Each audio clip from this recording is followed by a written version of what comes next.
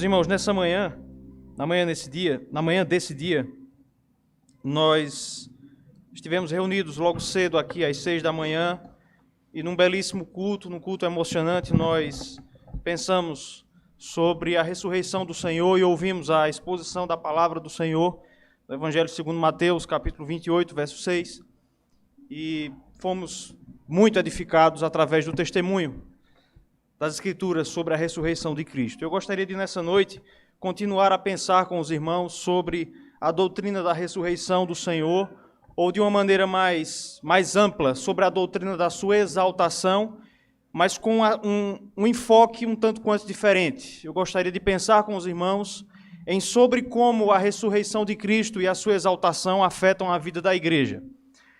Como nós nos comportamos diante da igreja de Cristo em relação, tendo em vista a exaltação do Senhor Jesus Cristo. Para isso eu convido você a abrir a sua Bíblia na carta do apóstolo Paulo aos Efésios, capítulo 4, versos de 7 a 16. Carta do apóstolo Paulo aos Efésios, capítulo 4, versículos de 7 a 16. Vamos compartilhar esse texto nesta noite. Eu farei a leitura, os irmãos observam, mantenham a Bíblia aberta para a exposição da palavra do Senhor. Efésios capítulo 4, versos de 7 a 16, que diz o seguinte: E a graça foi concedida a cada um de nós segundo a proporção do dom de Cristo. Por isso diz, quando ele subiu às alturas, levou cativo o cativeiro e concedeu dons aos homens. Ora, o que quer dizer subiu, senão que também havia descido às regiões inferiores da terra?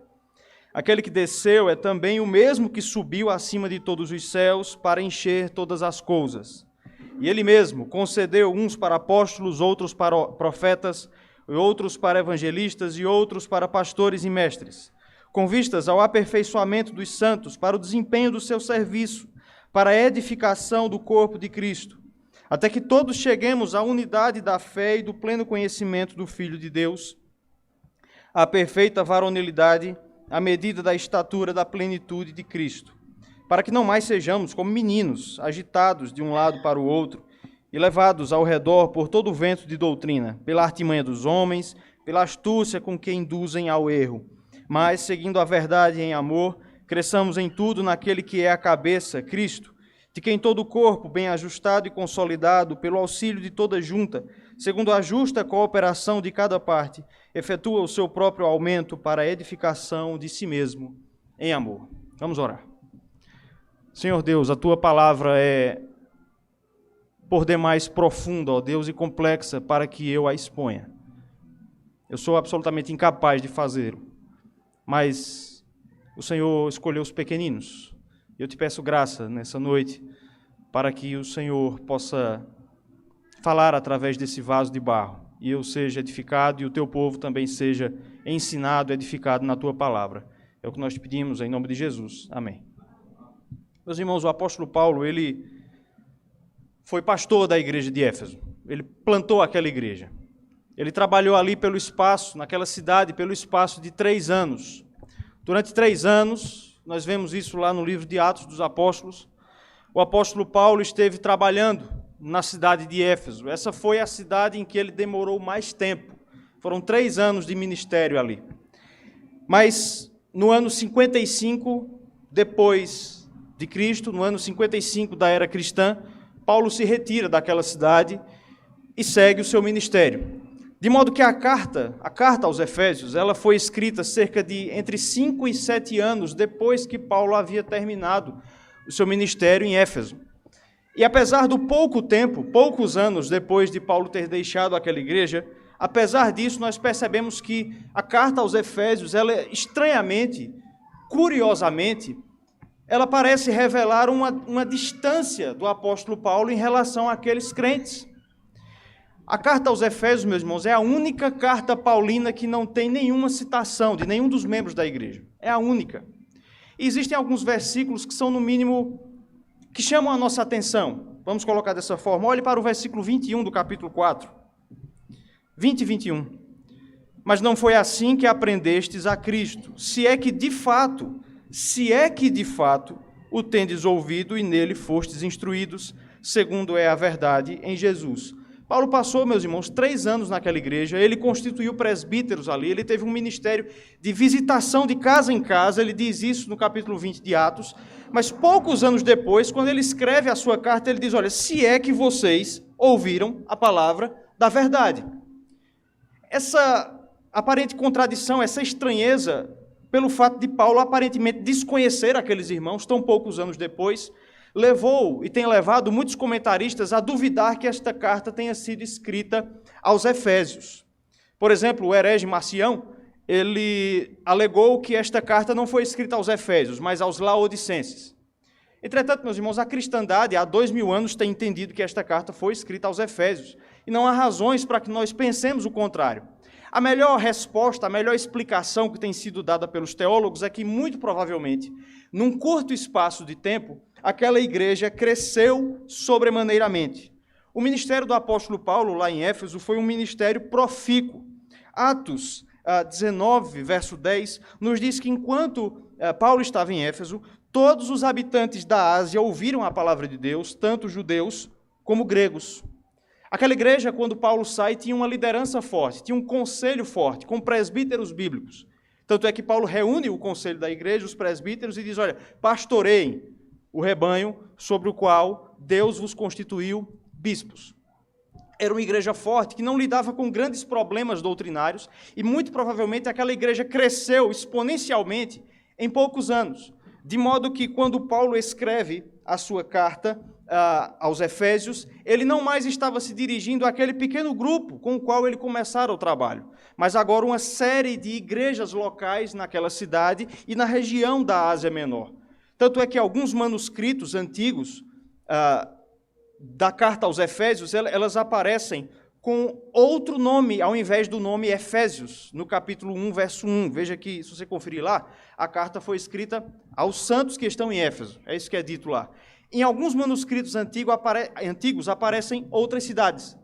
Provavelmente, portadores da carta transcreveram aquela carta, copiaram e colocaram outro endereçamento e mandaram para outra igreja. Aquela carta, portanto, ela se tornou uma carta circular na Ásia Menor. Era grande, portanto, o número de cristãos para o qual Paulo se dirigia por ocasião da escritura da carta. E com o crescimento da igreja, aquela igreja passou a apresentar um problema que era, na verdade, muito comum em todas as igrejas da igreja primitiva, que era uma tensão entre os cristãos judeus e os cristãos não judeus, os cristãos gentios. Se você ler a carta, principalmente no capítulo 2, você vai ver que Paulo bate nessa tecla sobre a unidade que é providenciada em Cristo, que reúne, que reconcilia cristãos judeus e cristãos gentios. Apesar de não trazer detalhes sobre esse eventual problema, Paulo parece estar implícito nos propósitos da epístola, que quando Paulo fala incessantemente sobre a derrubada das barreiras entre judeus e gentios. Por isso, a carta aos Efésios ela é uma carta essencialmente eclesiológica, ou seja, é um tratado sobre a doutrina da igreja. Eclésia significa igreja. Ela é uma carta eclesiológica. A tese fundamental de Paulo nesta carta é: Jesus Cristo providenciou salvação para nós, e o resultado disso é a igreja. A igreja é o resultado da obra de Jesus Cristo. Veja que no capítulo 1, a tese fundamental de Paulo é que a Trindade deu cabo a um glorioso plano de redenção, no qual o Pai decretou e predestinou os seus. O Filho executou a obra da remissão dos pecados e o Espírito aplica esta obra, tornando-nos propriedade do Senhor. No capítulo 2, versos de 1 a 10, Paulo agora vai mostrar que, em virtude deste plano de redenção, nós somos regenerados. Nós que éramos filhos da ira, somos agora filhos de Deus. Passamos da morte para a vida. E a partir do verso 11 do capítulo 2 até o final do capítulo 3, Paulo vai dizer, e agora, como novas criaturas, nós fazemos parte de um novo povo. Deus chamou para si um novo povo, um povo composto de judeus e gentios. Um povo no qual todas as barreiras étnicas e de qualquer outra ordem foram quebradas. Um novo povo onde antigos inimigos são agora irmãos. Quando chegamos ao capítulo 4, Paulo vai agora exortar os crentes de Éfeso sobre a consequência disso. Como novas criaturas, como pessoas que foram atingidas pela obra salvífica de Cristo e como parte de um novo povo, aqueles irmãos deveriam se comportar de uma maneira que evidenciasse isso. Eles deveriam fugir de toda forma de dissensão, de toda forma de divisão, mas esforçar-se diligentemente, como ele diz no verso 3, para preservar a unidade do Espírito. E nos versos de 4 a 6 ele vai fundamentar isso, dizendo que uma só salvação nos foi providenciada, há um só batismo, um só Espírito. E ele vai falar desta maneira. E assim, meus irmãos, quando nós chegamos aos versos 7 a 16 do capítulo 4, portanto, curiosamente, essa perícope do texto, este parágrafo do texto, curiosamente, ele parece ser um resumo de toda a carta, porque Paulo vai sintetizar tudo o que ele esteve dizendo desde o começo. Ele vai falar sobre a obra da salvação de Cristo e o resultado disso como sendo a igreja. Os versículos que nós lemos têm uma divisão muito clara.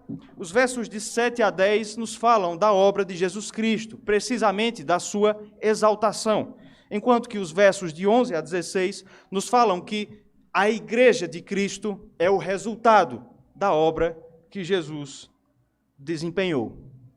Então, eu gostaria de expor o texto com os irmãos e nós pensarmos como nós devemos viver a vida de igreja diante da exaltação de Cristo. Paulo inicia o texto no verso 7, dizendo que a graça foi concedida a cada um de nós segundo a proporção do dom de Cristo. A primeira coisa que você precisa saber sobre esse versículo é que as palavras graça e dom têm a mesma raiz no original grego. Graça é charis e dom, carismata. Elas têm a mesma raiz. Por isso, Paulo está dizendo que nós recebemos a charis segundo a proporção da charis que Jesus também recebeu. A graça sobre a qual Paulo fala aqui não é a graça salvífica, mas o contexto vai nos mostrar que, na verdade, são a graça dos dons. Essa palavra charis, carismata, elas são intercambiáveis e muitas vezes são traduzidas como graça ou como dons. Por isso, Paulo está falando dos dons espirituais. Ele está dizendo que estes dons, eles são nos dados porque Cristo recebeu também um dom. Mas mais do que isso, Paulo está dizendo que estes dons, eles são nos dados segundo a proporção do dom de Jesus. No grego, no original, literalmente, Paulo está dizendo que nós recebemos os dons conforme a medida repartida por Jesus. A Bíblia King James traduz dessa forma, que nós recebemos a graça conforme a medida repartida por Jesus Cristo. A ideia é de que Cristo recebeu uma graça, ele vai explicar durante o texto, e ele repartiu esta graça, nos dando fragmentos desta graça na forma de dons. Até aqui o texto está bastante obscuro, mas Paulo vai explicando ao longo dos outros versículos. E no verso 8 ele vai começar a explicar o que ele está dizendo. Ele vai fundamentar isso no Antigo Testamento. Por isso ele diz, e aí é uma citação, quando ele subiu às alturas, levou cativo o cativeiro e concedeu dons aos homens. Esta é uma citação do Salmo 68, verso 18. O contexto do Salmo 68 é o povo no deserto. E este salmo, o Salmo 68, descreve o Senhor Deus, Yahvé, como um guerreiro vitorioso, que vence as batalhas por Israel e é coroado ao subir ao seu monte, o Monte Sinai, de onde Deus dá a lei ao povo. Então, Paulo toma esta ideia do Salmo 68 de Deus como um guerreiro vencedor e aplica a Jesus Cristo. Ele está nos mostrando que assim como Deus Pai, no Antigo Testamento, era o guerreiro vencedor, o Senhor Jesus Cristo venceu uma batalha e por isso ele recebeu um dom, ele recebeu um despojo. Ele está trazendo uma ideia muito antiga do despojo dos reis que venciam batalhas. Por muitos e muitos séculos, os reis que venciam batalhas, que venciam guerras, eles tinham um certo direito de tomar os despojos do povo vencido. Eles pilhavam os povos vencidos e tomavam bens, muitas vezes pessoas, escravos, mulheres e tantas outras coisas. E é exatamente isso, exatamente esta imagem que Paulo está nos trazendo. Há um texto em 2 Coríntios 2,14 em que Paulo usa a mesma imagem, quando ele diz: graças, porém, a Deus, que em Cristo sempre nos conduz em triunfo. Ele está trazendo exatamente a mesma imagem, a imagem do imperador romano, do general romano, que ao vencer uma batalha, retorna para a sua cidade em cortejo célebre, como um rei vencedor. Portanto, Paulo está nos dizendo que Jesus Cristo venceu. Ele venceu uma batalha e, como general vencedor, como rei vencedor, ele recebeu um despojo, um dom. Ele recebeu algo como premiação e ele repartiu esta premiação. É dito aí que também o Senhor Jesus Cristo levou cativo o cativeiro. O que é que isso significa? Isso significa que, por meio da sua vitória, o Senhor Jesus tornou cativo aquele que antes exercia o cativeiro. Ou seja, aquele que antes prendia está agora preso. É isso que Paulo está dizendo. Ele tomou aquele que nos prendia, e aí eu já estou dando a dica do que exatamente Paulo está dizendo. Ele tomou aquele que nos prendia, o amarrou, e agora este que antes nos prendia está preso. Foi levado como preso, como escravo, com aquele que venceu, o Senhor Jesus Cristo, o Cordeiro. É dito aí também que ele concedeu dons aos homens. Ele subiu às alturas, levou o cativo o cativeiro e concedeu dons aos homens. É muito interessante isso, irmãos, porque o Salmo original, o Salmo 68, ele não diz isso. O Salmo 68 diz: subiste às alturas, levaste cativo o cativeiro, recebeste homens por dádivas. O Salmo 68 diz que aquele que subiu às alturas, levou cativo o cativeiro e recebeu dádivas. Mas aqui Paulo diz que Jesus Cristo subiu às alturas, levou o cativeiro e concedeu dons, concedeu dádivas. Veja que Paulo muda a citação do Salmo original. Ele está, obviamente, interpretando o Salmo de maneira inspirada, mas ele está trazendo também uma figura muito conhecida do Antigo Testamento, um costume que nós percebemos no Antigo Testamento, que era o de os reis que venciam batalhas, ao tomarem o despojo, eles dividiam esse despojo com os seus súditos. Há dois exemplos disso no Antigo Testamento. O primeiro deles é Abraão, apesar de Abraão não ser exatamente um rei. Na guerra em que Abraão se envolveu, a guerra de 4 reis contra 5, após a vitória ele recebeu um despojo, mas ele não quis ficar com o despojo. Ele entregou um dízimo, né, a Melquisedeque e distribuiu entre os seus comandados e deu uma parte a Ló. O outro exemplo que nos é trazido desse fato é o próprio rei Davi, quando ele estava entre os filisteus, quando ele governava a cidade de Ziclag, e quando ele sai à guerra e é atacado à surdina pelos amalequitas, quando ele volta e persegue os amalequitas e resgata os que estavam presos com ele toma o despojo, mas ele não fica com o despojo. Ele reparte, ou melhor, ele entrega como presente para a tribo de Judá.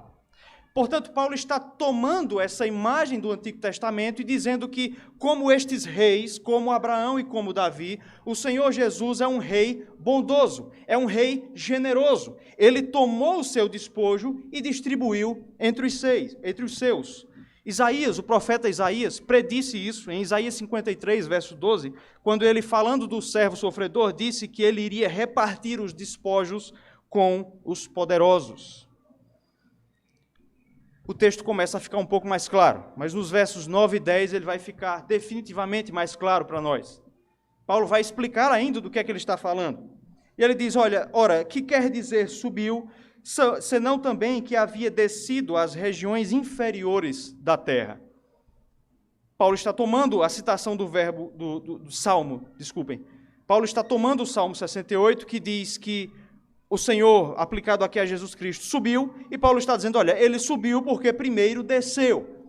Este versículo ele tem sido muito mal interpretado em muitos círculos evangélicos para tentarem defender a ideia de que Cristo foi ao inferno, entre a sua morte e a sua ressurreição.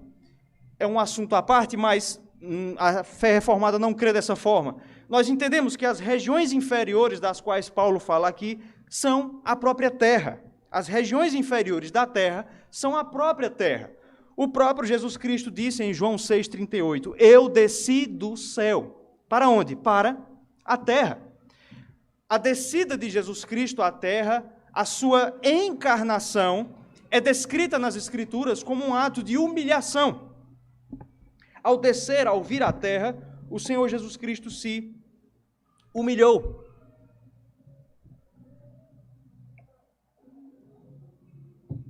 É assim, meus irmãos, que o próprio apóstolo Paulo pinta a encarnação do Verbo em Filipenses 2, de 6 a 8, quando ele diz que ele, o Senhor Jesus Cristo, subsistindo em forma de Deus, não julgou como usurpação o ser igual a Deus, antes a si mesmo se esvaziou, assumindo a forma de servo, tornando-se em semelhança de homens, e reconhecido em figura humana, a si mesmo se humilhou, tornando-se obediente até a morte e morte de cruz. A encarnação do Verbo foi a sua humilhação. Por isso é dito que ele desceu às regiões inferiores. Ele esvaziou-se da sua glória e assumiu a nossa natureza humana sob os efeitos da queda. Apesar de não ter pecado, ele assumiu uma condição de estado de humilhação, no qual ele assumiu não a queda em si mesmo, mas os efeitos dela. Por isso que Paulo, em Gálatas 4,4, diz que o Senhor, na plenitude dos tempos, nasceu sob a lei. Ele nasceu debaixo dos efeitos da condenação da lei, precisou obedecer à lei para ser o nosso Salvador. Portanto, meus irmãos, Cristo se humilhou ao vir à terra, ao se encarnar. É isso que significa descer às regiões inferiores da terra. É o estado de humilhação de Cristo, como nós dizemos, ou melhor, como os teólogos dizem na teologia, que compreende a encarnação, o sofrimento, a morte, o sepultamento e a descida ao Hades, que é o seu sofrimento espiritual. Tudo isto está dentro do que nós chamamos de estado de humilhação. Ele, portanto, se humilhou, desceu às regiões inferiores da terra, mas depois ele subiu.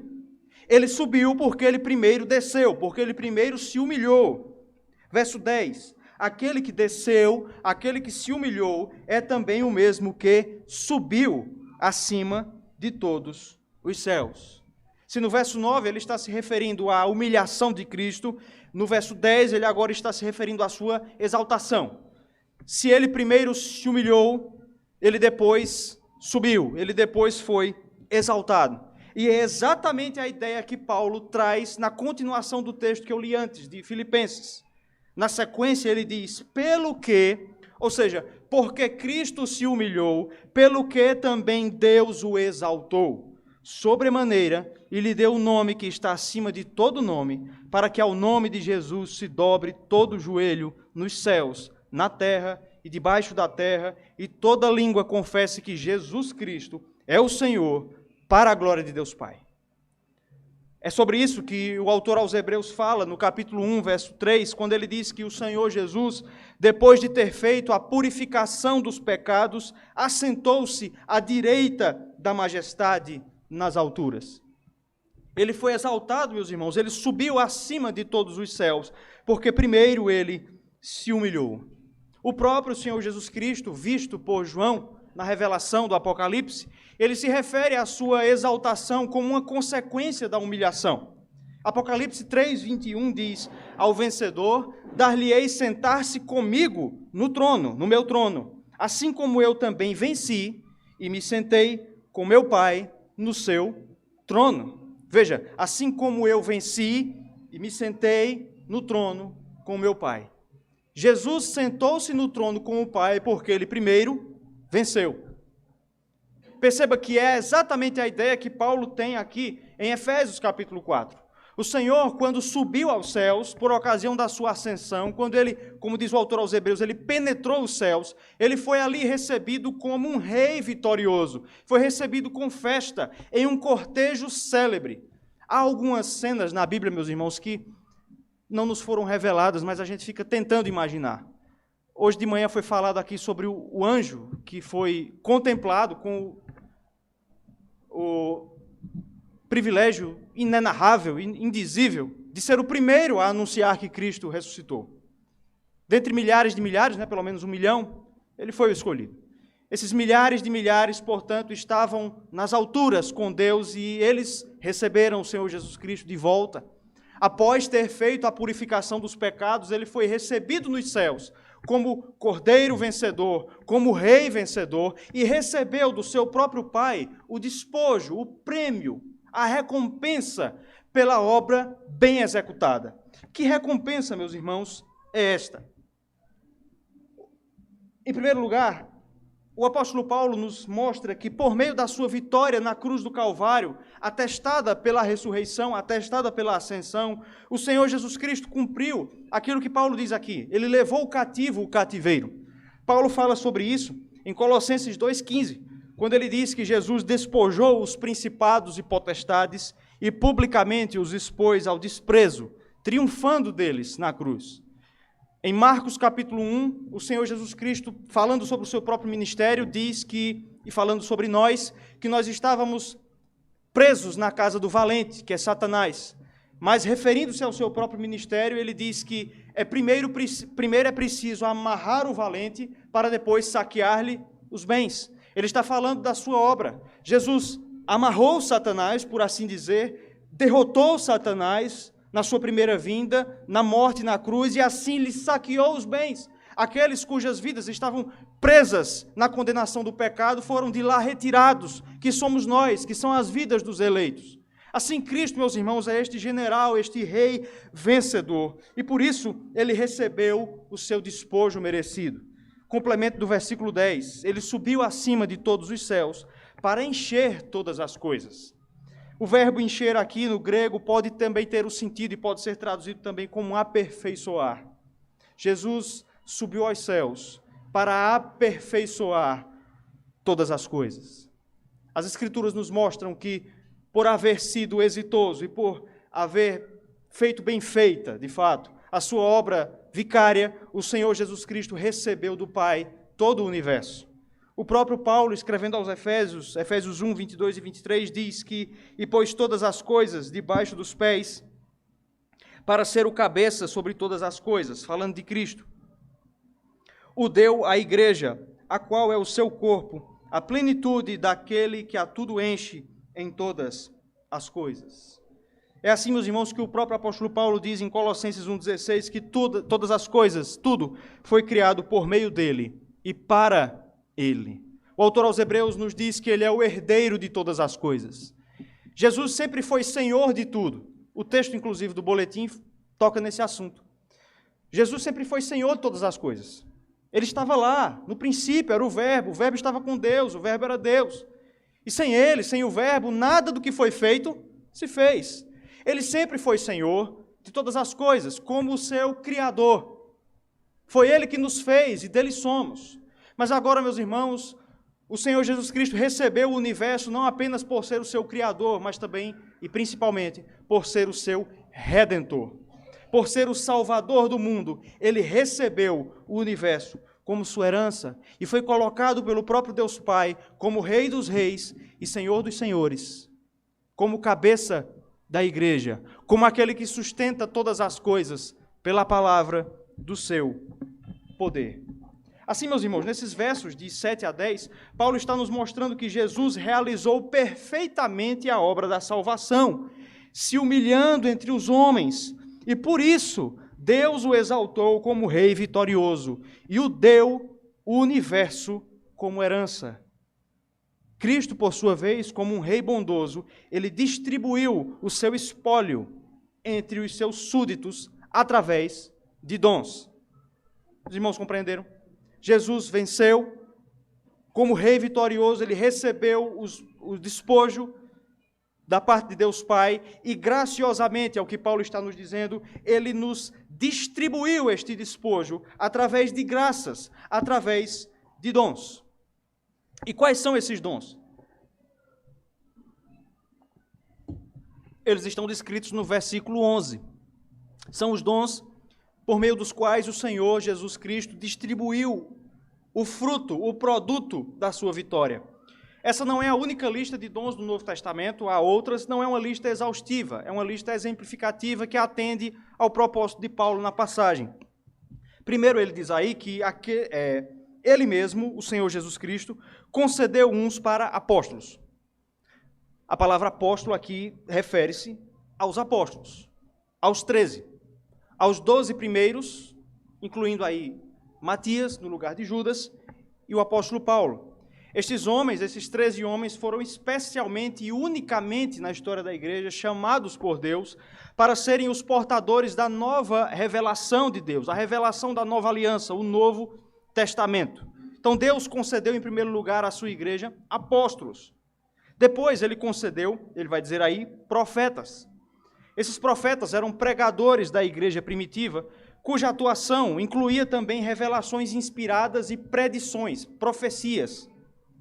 O seu ministério, contudo, ele se encerrou, nós entendemos assim, quando o cânon da Bíblia, quando as Escrituras se completaram. O profeta mais conhecido do Novo Testamento é Ágabo. Lá em Atos é dito que ele tinha predições, que ele profetizava. Depois ele diz aí que o Senhor também constituiu e concedeu evangelistas. Eles eram ajudantes dos apóstolos, eram constituídos pelos próprios apóstolos, principalmente para o envio de cartas e para a constituição de igrejas, para a instalação de igrejas. Os principais exemplos de evangelistas no Novo Testamento são Tito e Timóteo. Eles eram, em certo sentido, evangelistas. O seu ministério também, de uma certa maneira, se encerrou com o fim da era apostólica e a sua atividade é agora assumida na pessoa dos pastores e presbíteros e os homens, os irmãos que nós chamamos de missionários, aqueles que se dedicam à obra missionária mais especificamente. Por fim, o Senhor nos diz, através do apóstolo Paulo, que Cristo concedeu pastores e mestres. Veja que na nossa tradução parece que Paulo está falando de duas classes, pastores e mestres. Mas no original só existe um artigo antes dessas duas palavras. Por isso a melhor tradução talvez seria pastores mestres. Ou seja, Deus deu à sua igreja homens para pastorearem e ensinarem.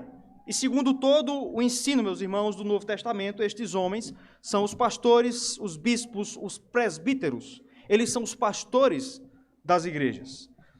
Por isso, meus irmãos, o que Paulo está dizendo aqui é que o Senhor Jesus, o vencedor, recebeu o despojo da sua vitória da parte de Deus Pai e distribuiu aos seus súditos através de dons, através de ministérios. E aqui é o ponto que eu quero martelar.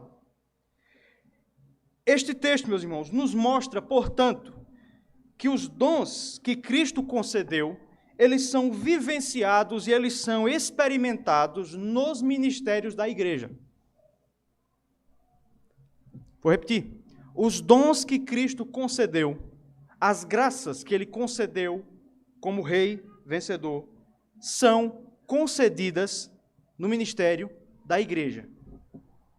Há um texto muito interessante que nos mostra essa realidade, que é Atos 2:33. Se você puder abrir esse texto, abra lá. Nós vamos perceber claramente algo relacionado ao que Paulo está dizendo. Atos 2:33. É o sermão de Pedro, ali por ocasião da descida do Espírito Santo. Atos 2:33, o apóstolo Pedro diz: exaltado, pois, à destra de Deus, tendo recebido do Pai a promessa do Espírito, derramou isto que vedes e ouvis. Veja que Cristo primeiro recebeu do Pai a promessa e depois ele derramou isto que vedes e ouvis. É curioso que Cristo tenha ordenado que os apóstolos somente saíssem de Jerusalém quando descesse o Espírito. E isso aconteceu no espaço de 10 dias, entre a Ascensão e o Pentecostes. Jesus primeiro recebeu a promessa do Espírito e então ele a concedeu à sua igreja. É exatamente essa ideia, ele recebe o despojo e reparte com os seus súditos. Mas ele fez isso por meio do seu Espírito, que foi derramado sobre a igreja. Por isso, meus irmãos, é correto nós dizermos que os efeitos da exaltação de Cristo são experimentados unicamente no ministério da igreja. É por meio da igreja que os efeitos da ressurreição de Cristo e da sua exaltação são experimentados e são recebidos.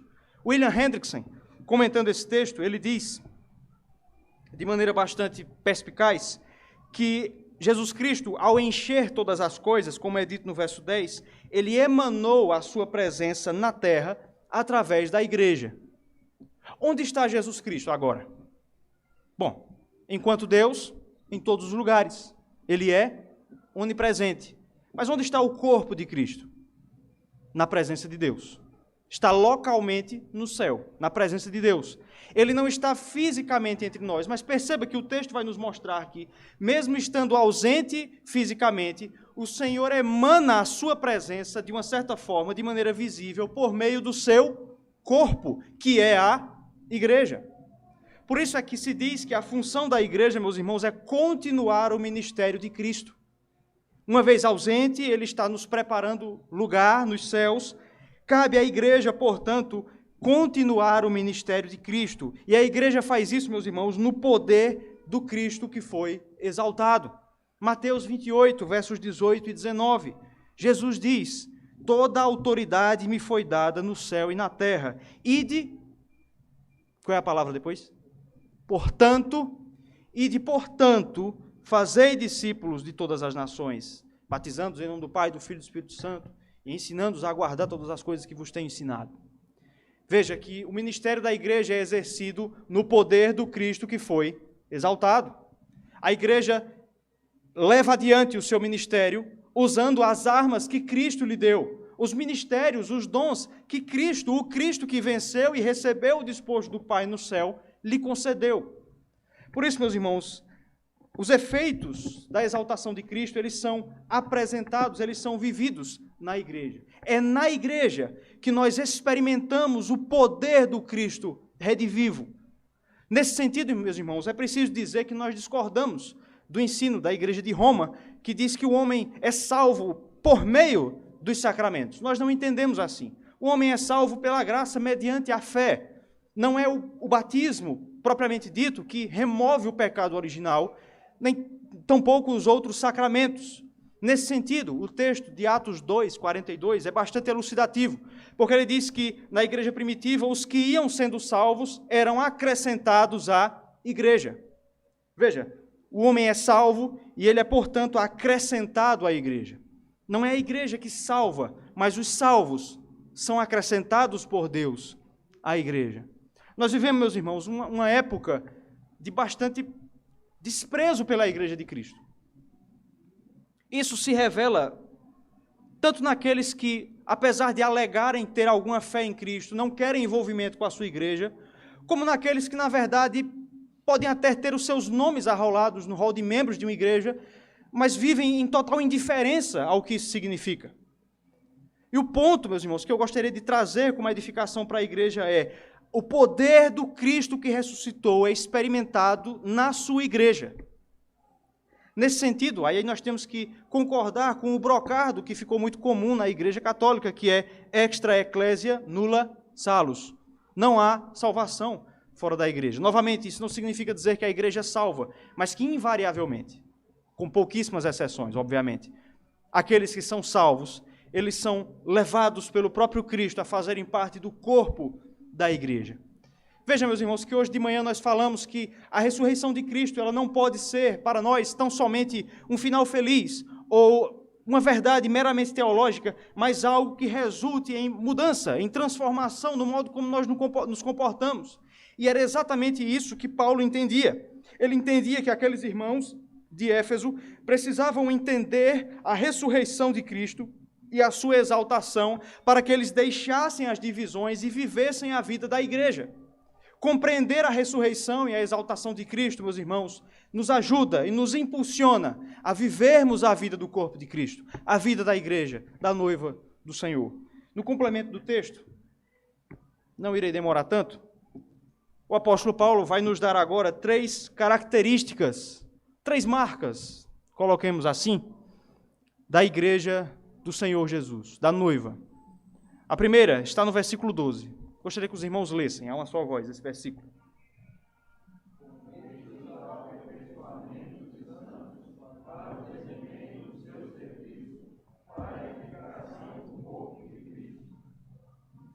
A primeira coisa que nós vemos é que a igreja é, em primeiro lugar, uma comunidade de servos. Ela é uma comunidade de servos, de servidores. Os dons foram dados à igreja para o aperfeiçoamento dos santos, para o desempenho do seu serviço. A palavra aperfeiçoamento aqui no grego tem o sentido de adaptação ou equipamento. O que Paulo está dizendo é que os dons equipam, adaptam, preparam o homem para o desempenho do seu serviço.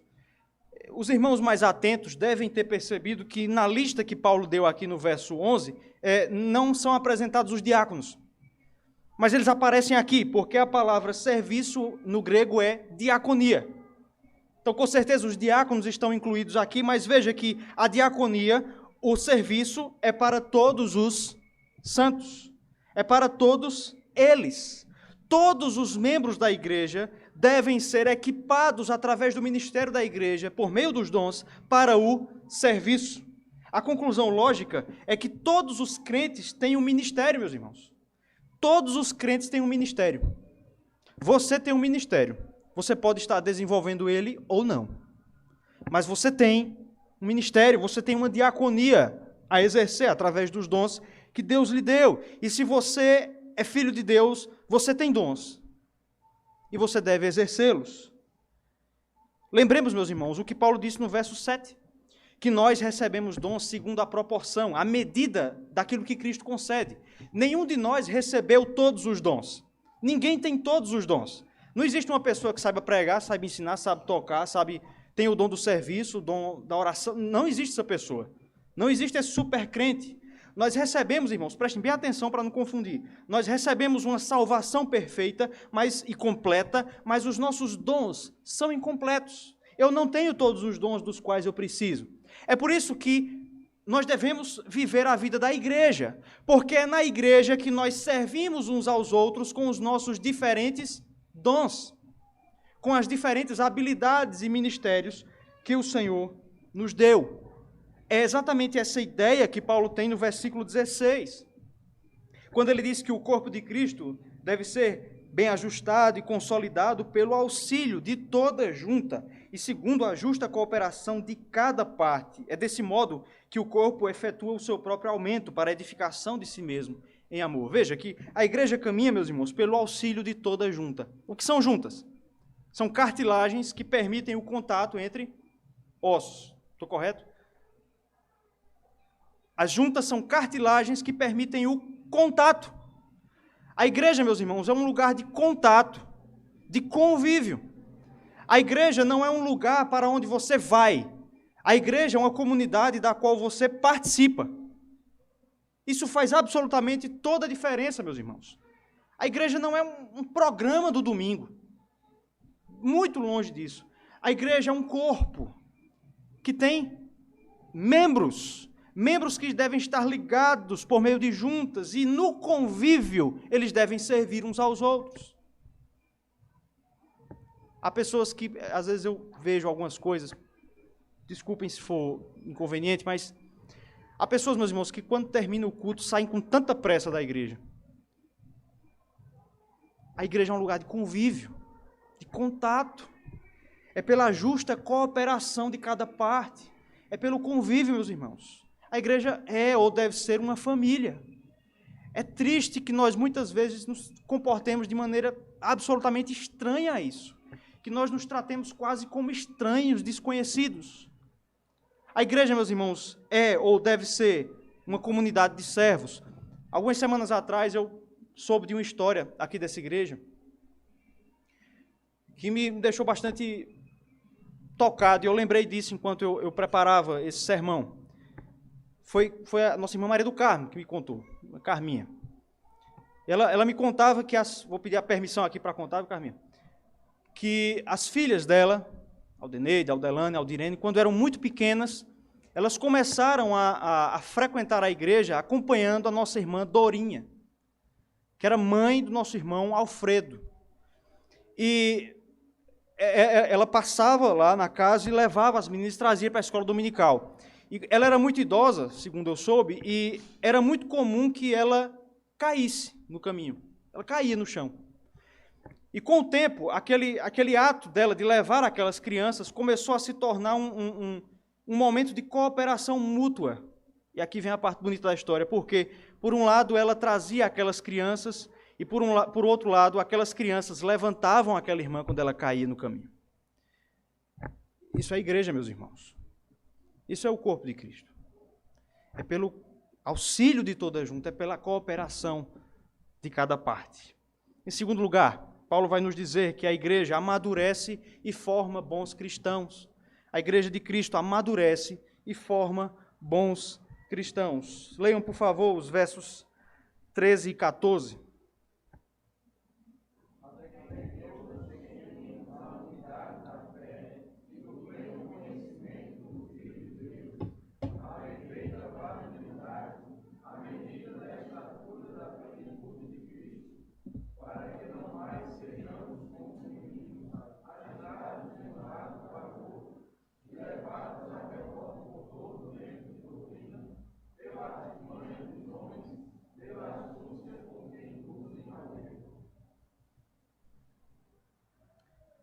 O texto, então, nos informa aqui que é a igreja, meus irmãos, é o ministério da igreja que nos fornece unidade da fé e do pleno conhecimento do Filho de Deus. É a igreja que nos faz crescer em conhecimento de Deus. Veja, meus irmãos, que trancar-se em casa e comprar livros de teologia e lê-los incansavelmente vai te dar maior conhecimento abstrato, mas isso não vai fazer com que você, de fato, cresça no pleno conhecimento do Filho de Deus. Livros nos dão conhecimento teórico, vida da igreja nos dá conhecimento prático.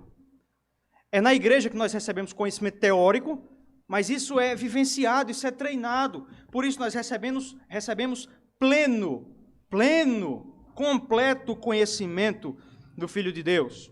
Como consequência, aqueles que vivem a vida da igreja, eles progridem e eles atingem a perfeita varonilidade à medida da estatura de Cristo. A ideia que Paulo tem aqui é de que aqueles que vivem a vida da igreja e sobre os quais a igreja ministra, eles amadurecem e eles crescem. A ideia de varonilidade é exatamente de um varão, de um homem adulto, à medida da estatura de Cristo. Eles vão crescendo e se tornam adultos espiritualmente, buscando a medida da estatura de Cristo. Veja que o verso 14 estabelece aí um contraponto. Ou seja, nós devemos estar ligados à igreja de Cristo para quê? Para que não mais sejamos como meninos, como crianças, mas sim como varões e varoas de Deus, como pessoas experientes. É o ministério da igreja, meus irmãos, que nos torna cristãos maduros. É o convívio com os irmãos. É a frequência aos trabalhos da igreja que nos torna melhores crentes, que impede que nós estejamos agitados de um lado para o outro. A vida da igreja, meus irmãos, nos vacina contra as heresias, contra as práticas estranhas que tantas vezes tentam entrar nas nossas vidas. A igreja, portanto, meus irmãos, ela nos dá maturidade. É por meio de um contato com uma igreja séria, uma igreja local séria, que prega o evangelho, que o homem e a mulher de Deus, eles são incentivados e são levados a amadurecerem dia após dia. Semana passada eu vi um vídeo, acho que foi no Facebook, até mostrei para o Islane. Um vídeo bem engraçado, talvez até alguns irmãos tenham visto esse vídeo. Era de um menino, uns 4 anos de idade, menino bem novo, e a descrição do vídeo já me chamou a atenção, porque dizia assim: olha o vídeo do Cabo Daciolo quando era pequeno. Essa era a descrição do vídeo. E o menino era incrivelmente parecido com o Cabo Daciolo e fala igual. E foi isso que me chamou mais a atenção. Ele já consegue falar daquele jeito. E aí ele começa a falar no vídeo e ele dizia: você tem que ir para a igreja. A sua vida é na igreja. Você não pode ir para a balada. Você tem que ir para a igreja. Olha o que Deus fez na minha vida. 4 anos. Olha o que Deus fez na minha vida. Antes eu era membro da igreja só. Agora eu sou o baterista. Aí, 4 anos. Está vendo aí, Edmilson? Meus irmãos, o contato da igreja talvez não vai te fazer ser o baterista dela, ou tocar outro instrumento qualquer, mas é a vida da igreja que vai te dar preparação para a vida. É o convívio com a igreja que vai te equipar para as dificuldades. É o convívio com a igreja que vai te deixar preparado para as adversidades, que vai te treinar para as mais diversas situações em que o nosso cristianismo é testado. A igreja de Cristo, portanto, amadurece e forma bons cristãos. Em terceiro lugar, a igreja de Cristo, ela fundamenta pessoas em Cristo Jesus. É a igreja que fundamenta pessoas em Cristo Jesus. Leiam o versículo 15, por favor.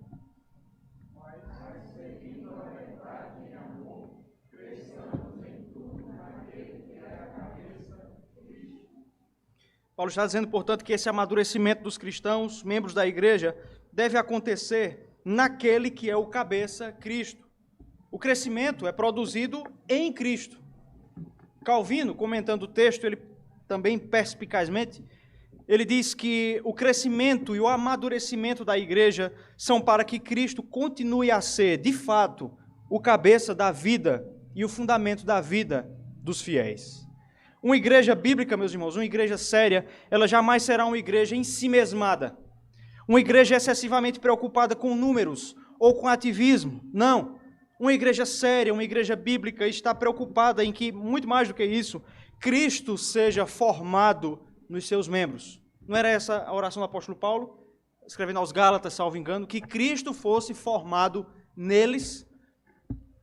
Uma palavra aos irmãos, colegas presbíteros, pastores, essa deve ser a nossa meta, meus irmãos, enquanto liderança, de formarmos pessoas que amem mais a Cristo. Não são eventos, não são números que necessariamente definem se uma igreja está bem, mas é se Cristo tem sido formado nos nossos membros, dos membros das nossas igrejas, e se eles têm progredido na fé em Cristo. Portanto, meus irmãos, nós vemos aqui que é por meio da igreja que nós nos aproximamos de Cristo. É por meio da igreja que nós crescemos nele, em Cristo. Você seria amigo de alguém que é intrigado da sua esposa? Você seria? Eu não seria, né? Mas há pessoas, meus irmãos, que tentam ter um relacionamento com Cristo desprezando a sua esposa, desprezando a sua igreja. Somente é possível aproximar-se de Cristo e crescer nele por meio do ministério da igreja. A igreja, portanto, fundamenta pessoas em Cristo. Meus irmãos, a necessidade e o desafio de uma vida voltada para o serviço da igreja, de uma vida de convívio com os irmãos, de uma vida de serviço no corpo do Senhor, este desafio, meus irmãos, nos impõe algumas confrontações, nos impõe alguns desafios, como eu já falei. Falar sobre essas coisas, meus irmãos, pode nos levar à conclusão de que talvez nós precisemos trabalhar menos. Trabalhar menos. E, consequentemente, ganhar menos. Mas, em contrapartida, ganhar mais no reino dos céus. E crescer mais no reino dos céus. Antigamente se trabalhava de sol a sol, hoje em dia se trabalha de lua a lua, né? Começa-se o trabalho, ainda está escuro e só termina quando já está escuro. Nós, muito comumente, meus irmãos, nós fazemos metas para nós. Metas que muitas vezes são altas demais, que são espetaculares demais. Mas, meus irmãos, sermões como esse, mensagens como essa, como a que o apóstolo Paulo traz, elas nos levam à necessidade de estarmos preparados para a possibilidade de que Deus não tenha planos tão espetaculares para nós. É muito possível, meus irmãos, que Deus tenha propósitos mais simples para as nossas vidas. Talvez, meu caro irmão, você nunca vai ser o melhor profissional da sua área. Meu jovem, talvez você não vai fazer pós-doutorado em Harvard. Você não vai ser professor em Massachusetts, Ohio, né? Possivelmente você não vai fazer estas coisas. Possivelmente a vontade de Deus para você é que você seja um trabalhador, pai de família, e congregue numa pequena igreja do interior por anos e anos a fio. Mas a vantagem, o lado bom, se é que podemos dizer assim, é que você vai conviver com pessoas uma vida inteira, pessoas que te conhecem, pessoas que te amam, líderes que querem cuidar de você. E você vai ter uma igreja que vai te alimentar, que vai te encorajar, que vai te ensinar, que vai te treinar, que no momento do luto vai estar com você, pessoas que vão bater à sua porta e estarão com você na hora do choro, que irão rir com você e irão também chorar com você quando isso se fizer necessário.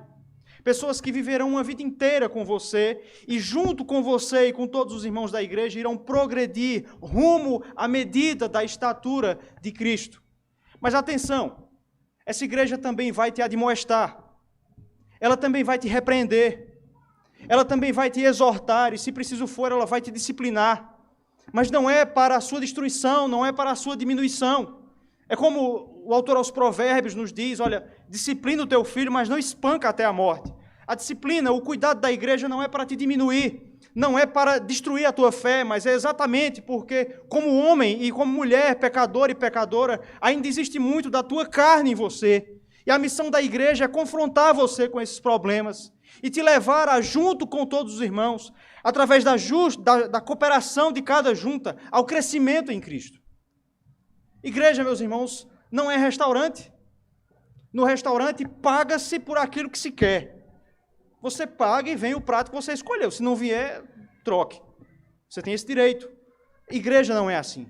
A igreja não dá o que nós queremos, porque o Evangelho não nos dá o que nós queremos. O Evangelho nos dá o que nós necessitamos. Mas é para o teu bem. É para que você se despoje do velho homem a cada dia e se revista do novo homem em Cristo Jesus. Por isso eu gostaria de finalizar trazendo 3 aplicações. A primeira, eu gostaria de falar àqueles que não são membros de uma igreja ainda, que alegam crer em Cristo, mas não buscaram a membresia de uma igreja bíblica, e também para aqueles que abandonaram o convívio da igreja. O sermão está sendo gravado ali, Paulinho está exercendo o dom dele, e é possível que alguns ouçam na internet depois. Então, aqueles que abandonaram o convívio da igreja, meu querido irmão, minha querida irmã, se você de fato crê em Cristo, reconcilie-se com a igreja. Reconcilie-se com a igreja. Volte a participar da comunhão da igreja. Volte a participar do sacramento da ceia. É por meio de Cristo, meu querido irmão, minha querida irmã, que nós nos aproximamos. Aliás, é por meio da igreja, que nós nos aproximamos e nós crescemos em Cristo Jesus. Ela é a vontade de Deus para a sua vida. É que você seja pastoreado por pessoas que não são perfeitas. A igreja não é feita de pessoas perfeitas. Os líderes estão longe de serem perfeitos. Mas é por meio destes homens e mulheres imperfeitos que o crescimento em Cristo é operado. Segundo lugar, aos membros da igreja, aqueles que são membros de uma igreja, mas não têm participado da vida da igreja, que se limitam a frequentar os cultos, mas não se envolvem na vida, no convívio dos irmãos.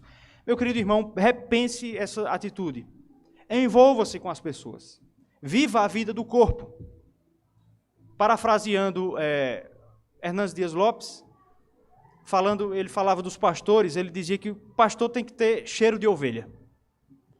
Ele tem que cheirar a ovelha, tem que estar perto delas.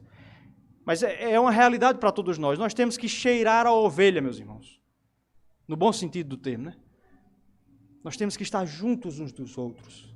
Nós temos que ser, de fato e na prática, irmãos e convivermos uns com os outros. Participe dos trabalhos da igreja, aproxime-se da sociedade interna que se adequa ao seu gênero e à sua idade. E seja parte de um corpo e cresça por meio desse corpo. Terceiro, aos membros da igreja que participam da igreja, que estão envolvidos na obra, no trabalho, mas que estão cansados. Meu querido irmão, meu querido irmão, o convívio da igreja é muitas vezes difícil, porque são pessoas imperfeitas que estão nela, e nós temos que lidar com os nossos defeitos. Um pensa de um jeito, outro de outro, um tem uma mania, o outro tem outra, mas é assim mesmo. A vida da igreja às vezes é difícil. Às vezes é como 2 porcos espinhos tentando se abraçar. Não vai ser algo muito fácil de se fazer. Mas, meu irmão, o valor da igreja não é medido pelo mérito das pessoas que estão nela. O valor da igreja é medido pelo preço que se pagou por ela. Pelo preço que se pagou por ela. Qual foi o preço? O sangue de Cristo Jesus. Deus, o Pai, deu o seu Filho, aquilo que lhe era mais precioso, por um corpo, por uma igreja. Cristo se sacrificou pela sua igreja, para tomá-la pura e sem defeito. Esse é o valor, meus irmãos, da igreja. É isso que nos renova a continuarmos a viver a vida da igreja, a não desanimarmos, a continuarmos nas trincheiras, a continuarmos frequentando, a continuarmos aprendendo, a continuarmos visitando, a continuarmos orando juntos. É o fato de que Cristo morreu pelo seu corpo. Que Ele nos abençoe. Vamos orar. Senhor Deus, te louvamos, te agradecemos pela Tua palavra E nós te louvamos, ó Deus, porque o Senhor enviou o Cristo Jesus, que venceu.